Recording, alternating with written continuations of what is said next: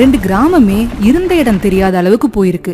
கேரளால மட்டும் கிட்டத்தட்ட 6000 இடங்கள்ல இப்படி ஒரு பேரழிவு வரப்போகுதுன்னு போன வருஷமே இஸ்ரோவோட NRSC அமைப்பு சொல்லி இருந்தோம். ஏன் அதுக்கான நடவடிக்கை எடுக்கல? இதுக்கு காரணம் அரசாங்கத்தோட அலட்சியமா இல்ல மக்களோட அலட்சியமா? இவ்ளோ பெரிய நிலச்சரிவு உண்டாக காரணம் என்ன? இது எல்லாத்தையும் பார்க்கலாம். இப்போ வர தோண்ட தோண்ட பிணங்கள் கிடைச்சிட்டே இருக்கு. இறந்தவர்களோட எண்ணிக்கையும் கூடிட்டு இருக்கு. ஸ்கூல், வீடு, கோவில்னு எல்லாமே மண்ணோடு மண்ணா ஆயிடுச்சு. சில சின்ன குழந்தைங்க அவங்க அம்மா அப்பாவை காணாமனு தேடுறத நியூஸ்ல பாக்குறப்போ ரொம்பவே கஷ்டமா இருக்குன்னு தான் சொல்லணும். அங்க கிடைக்கிற பாடிஸும் அடையாளம் தெரியாத மாதிரி தான் இருக்கு. அதே மாதிரி சில பேரோட கை கால்னு பாடி பார்ட்ஸ் தான் கிடைக்குது. அது எல்லாத்தையும் DNA டெஸ்ட் பண்ணி சம்பந்தப்பட்டவங்க கிட்ட ஒப்படைச்சிட்டு இருக்காங்க. இந்தியன் ஆர்மியோட பங்கு இதுல ரொம்ப முக்கியம்னே சொல்லலாம். இந்த நிலச்சரிவு ஏற்பட்ட நாள்ல இருந்து கடந்த 8ஆம் தேதி வரைக்கும் மீட்பு பணியில இருந்துட்டு 8ஆம் தேதி தான் கிளம்புனாங்க. ஆனாலும் இந்த பகுதியில வாழ்ற மக்களும் அங்க முகாம்ல இருந்தவங்களும் இன்னும் விடாம தேடுதல் பணியில இருக்காங்க. இது மட்டும் இல்லாம அந்த ஆறு போன வழியில எல்லாம் ஆற்று தண்ணியோட அடிச்சுட்டு போனவங்களையும் தேடிட்டு தான் இருக்காங்க.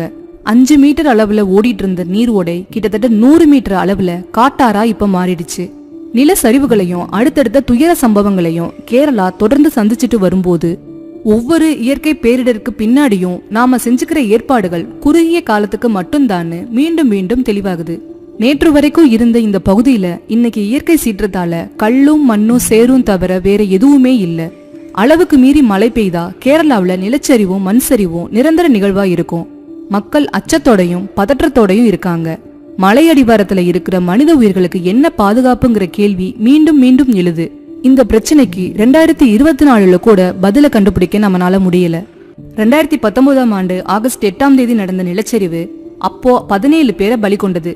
இது நடந்து 5 ஆண்டுகள் முடியறதுக்குள்ள பக்கத்துல இருக்கிற மேப்பாடியில இது மாதிரி சம்பவம் நடந்திருக்கு. இந்த தடவை இயற்கையோட தாண்டவத்துல அவலம் அதிகம். கனமழை அப்போ வயநாட்டுல பல இடங்கள்ல நிலச்சரிவு சகஜமா இருந்தாலும் இது மாதிரி பேரழிவு எதிர்பாராதது. 2019 நடந்த வெள்ளத்துக்கு பின்னாடி கேரளாவுல இயற்கை பேரழிவு ஒரு தொடர்ச்சியா மாறிட்டு வருது. கனமழை மட்டும்தான் இதுக்கு காரணமா? அதிக மழை பெஞ்சா சேமிப்பு கொள்ளளவை விட அதிகமான நீர் மண்ணுல கசியும். நிலத்தடி நீர் மட்டம் அதிகரிக்கிறதால மண்ணுக்கு அடியில அழுத்தம் அதிகரிக்குது. இந்த அழுத்தத்தோட அடிப்படையில நீர் சக்தியோட வெளியேறுது. அது மாதிரி தளர்வான பாறையும் பூமியும் வெளியேறுது. மலையோட அடிப்பகுதியில இருந்து சுரங்கப்பாதை மாதிரி கல்லும் மண்ணும் ஓடி போறதால மேல்மலை அமர்ந்து திடீர்னு அடிவாரத்துல விழுது. தற்போதைய பேரிடர் பகுதியில எல்லாமே முந்தைய ஆண்டுல நிலச்சரிவை சந்திச்சது. அப்போ பூமி பிளவுபட்டு இருக்கலாம். அதுக்கப்புறம் மழை பெய்யும் போது அப்படியே இருந்துட்டு கடைசியில கனமழை பெய்யறப்போ மண் வடிஞ்சிருக்கலாம். சுமார் 22 டிகிரி சாய்வான பகுதியில நிலச்சரிவு ஏற்பட வாய்ப்பு இருக்கு.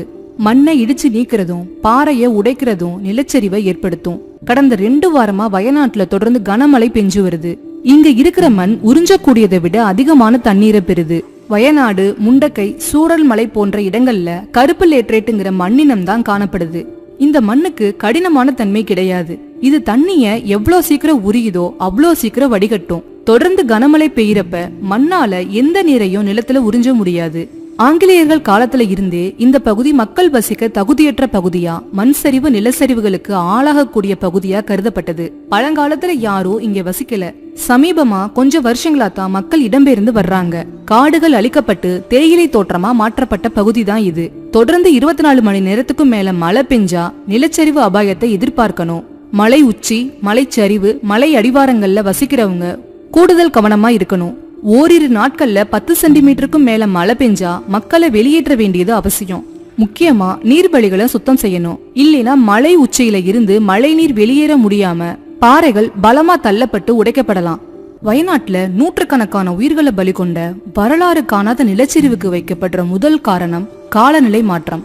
அந்த மாற்றம் நிகழ காரணமான அடிப்படை என்னன்னு தெரிஞ்சுட்டு அதுக்கேத்த மாதிரி அரசு தன்னோட கொள்கைகளை மாற்றியமைக்க வேண்டிய தருணம் உணர்த்தப்பட்டுள்ளதா சூழலியல் ஆர்வலர்கள் சொல்றாங்க.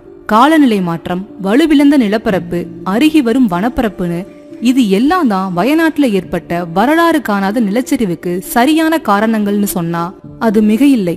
இது உறுதிப்படுத்த நிறைய தகவல்களும் இருக்குது. இஸ்ரோ போன வருஷம் நிலச்சரிவு அபாயம் உள்ள பகுதிகள் அடங்கின வரைபடத்தை வெளியிட்டிருக்கு. இந்தியாவுல நிலச்சரிவு அபாயம் கொண்ட 30 பகுதிகள்ல 10 இடங்கள் கேரளாவுல இருக்கு. அதுலயும் குறிப்பா வயநாடு 13வது இடத்துல இருக்கு. மேற்கு தொடர்ச்சி மலைகள் மற்றும் கொங்கன் மலைப்பகுதியில 0.09 மில்லியன் சதுர கிலோமீட்டர் பரப்பளவு, அதாவது தமிழகம், கேரளா, கர்நாடகா, கோவா, மகாராஷ்டிரா உள்ளிட்ட மாநிலங்கள் உள்ளடக்கிய பகுதிகள் நிலச்சரிவால அதிகம் பாதிக்கப்படக்கூடிய பகுதிகள். குறிப்பா கேரளாவில மேற்கு தொடர்ச்சி மலைப்பகுதியில நிலவர மக்கள் தொகை அடர்த்தி நிலச்சரிவுக்கு அதிகம் அபாயம் உள்ள பகுதியா அதை மாற்றுதுன்னு இஸ்ரோ குறிப்பிட்டிருக்கு. ஸ்பிரிங்கர்ங்கிற சூழலியல் சார்ந்த ஆய்வுதல் இடுக்கி, எர்ணாகுளம், கோட்டயம், வயநாடு, கோழிக்கோடு, மலப்புரம் மாவட்டங்கள் மிக அதிகமான நிலச்சரிவு அபாயம் கொண்ட பகுதிகளா இருக்குன்னு தெரிவிச்சிருக்கு. 2022 வெளியான இன்னொரு ஆய்வறிக்கையில 1950ஆம் ஆண்டுல இருந்து 2018ஆம் ஆண்டு வரைக்கும் வயநாட்டுல 62% வனப்பகுதிகள் அளிக்கப்பட்டிருக்கு. அங்க தோட்டப்பயிர்கள் நடவு 1800% அதிகரிச்சிருக்குன்னு தகவல் வெளியிட்டிருக்கு. இது மாதிரி நாம சாட்சிக்கு எடுத்துக்கிட்ட சில புள்ளி விவரங்கள் எல்லாமே காலநிலை மாற்றம், வலுவிழந்த நிலப்பரப்பு, அருகி வரும் வனப்பரப்பு ஆகியனதான் வயநாட்டுல நடந்த வரலாறு காணாத நிலச்சரிவுக்கு காரணம்ங்கிறத மறுக்க முடியாதுங்கிற நிலைமைய எடுத்து சொல்லுது. மேற்கு தொடர்ச்சி மலையில கர்நாடகாவோட வனப்பரப்பு 37.4%. இதுதான் அதிகபட்சம். இதுக்கடுத்து மகாராஷ்டிரா 25.9%, கேரளா 17%, தமிழ்நாடு 13.6%, குஜராத் 3.9%, கோவா 2%ன்னு மேற்கு தொடர்ச்சி மலையில வனப்பரப்பு கொண்டிருக்குது. இந்த நிலையில 1920ஆம் ஆண்டுல இருந்து 2013ஆம் ஆண்டு வரைக்கும் கேரளாவில மேற்கு தொடர்ச்சி மலையில மிக அதிகபட்சமா 62.7% வனப்பரப்பு இழப்பு ஏற்பட்டிருக்கு. அதாவது வனப்பகுதி அழிக்கப்பட்டிருக்கு.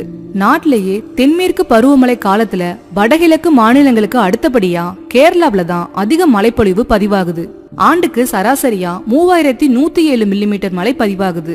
இதுல கேரளாவுக்கான 75% மழைப்பொழிவு ஜூன் முதல் செப்டம்பர் மாதங்கள்ல பெஞ்சு முடிஞ்சிடுது.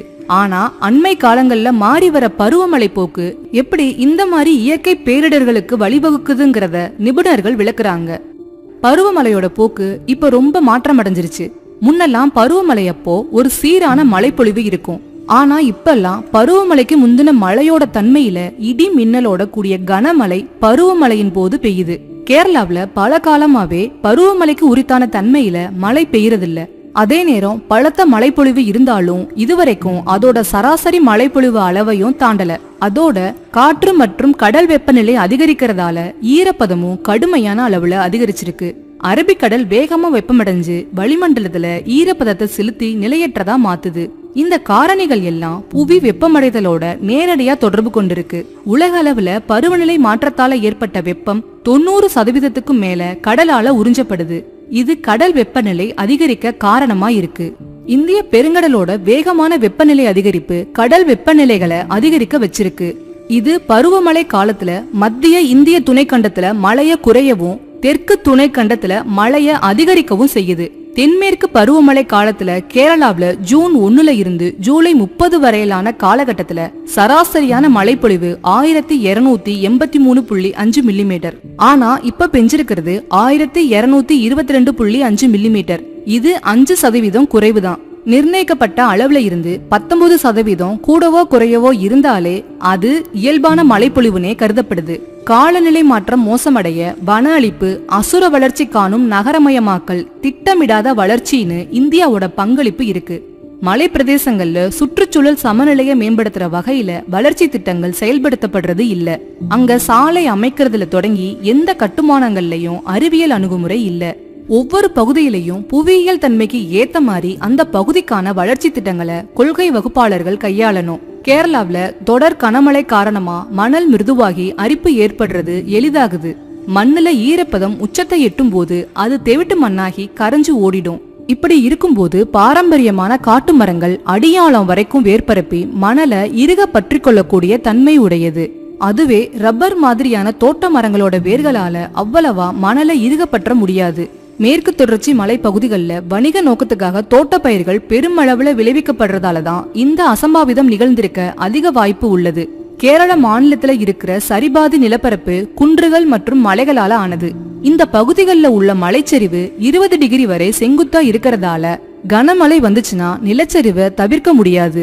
இத்தகைய சூழல்ல சூழலியல் உணர்திறன் மிகுந்த மண்டலங்கள் அடையாளம் காணப்பட்டு விழிப்புணர்வு ஏற்படுத்தப்படணும். நிலச்சரிவு ஏற்படும் அபாயம் உள்ள பகுதிகள் தொடர்ச்சியா கண்காணிக்கப்பட்டு அந்த பகுதியில வாழ்ற மக்களுக்கு முன்னறிவிப்பு வழங்கப்படணும். இன்னைக்கு இருக்கிற தொழில்நுட்ப வளர்ச்சியின் உதவியோட முன்னறிவிப்பு வழங்கினா பல உயிர்களையும் அவங்க வாழ்வாதாரத்தையும் நிச்சயம் காப்பாற்ற முடியும். இது இல்லாம பருவநிலை மாற்றமும் மனிதர்களின் இயற்கைக்கு எதிரான செயல்பாடுகளும் இந்த அதிபயங்கரமான நிலச்சரிவு ஏற்பட முக்கிய காரணிகள்ங்கிறத மறுக்க முடியாது. தற்காலத்துல இயற்கை பேரிடர்களை தவிர்க்கவும் சமாளிக்கவும் விரிவான ஒருங்கிணைந்த அறிவியல் பூர்வமான திட்டங்களை தீட்டுறதும் மக்களுக்கு விழிப்புணர்வு ஏற்படுத்துறதும் அவசியங்கிறது தான் சூழலியல் ஆர்வலர்களோட கோரிக்கையா இருக்கு. இப்படி காலநிலை மாற்றத்தை தூண்டுறதுல மனித பங்களிப்பு முழுக்க முழுக்க இருக்கும்போது பழி மொத்தத்தையும் காலநிலை மாற்றம் மேல போட முடியாது.